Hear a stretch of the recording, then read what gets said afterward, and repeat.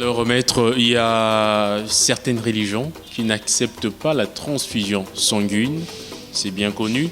Mais on se demande, tout à l'heure vous parlez du consentement, si le malade est un enfant mineur, il ne peut pas décider.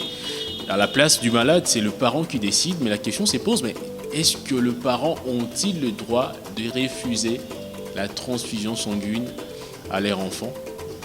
Oui, cette question revient souvent au travers des conférences et formations que je donne.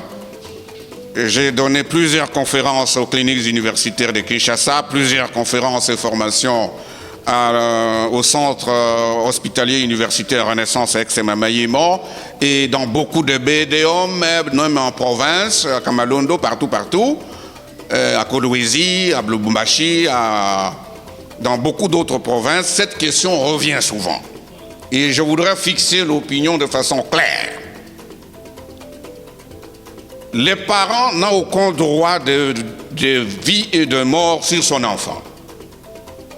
Ce n'est pas les parents qui souffrent, c'est l'enfant qui souffre. Ce n'est pas les parents qui risquent la mort, c'est son fils ou sa fille qui risque la mort. Aucune loi ne donne pouvoir aux parents d'autoriser la mort de son fils ou de sa fille. La loi portant protection de l'enfant dit que toute décision prise sur l'enfant doit être dans son intérêt. La foi professée par les parents, ce n'est pas la foi des enfants.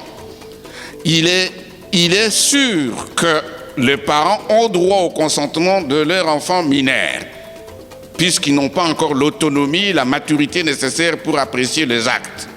Mais lorsqu'il s'agit de sa santé, de sa vie, les parents n'ont, de ce point de vue, aucun droit, aucun, je l'ai dit, de refuser de soins sur leur enfant. Et la loi portant protection de l'enfant, non seulement dans son préambule, mais les 5 premiers articles, les disent clairement.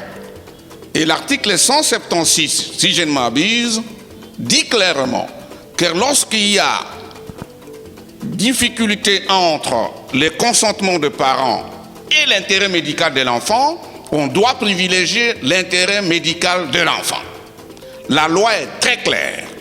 Et donc, médecins, infirmiers, pharmaciens, sages-femmes, qui sais-je encore, vous avez certes le droit et le devoir de requérir le consentement des parents, mais si, malgré ce consentement, vous avez agi pour sauver l'enfant, vous n'avez commis aucune faute.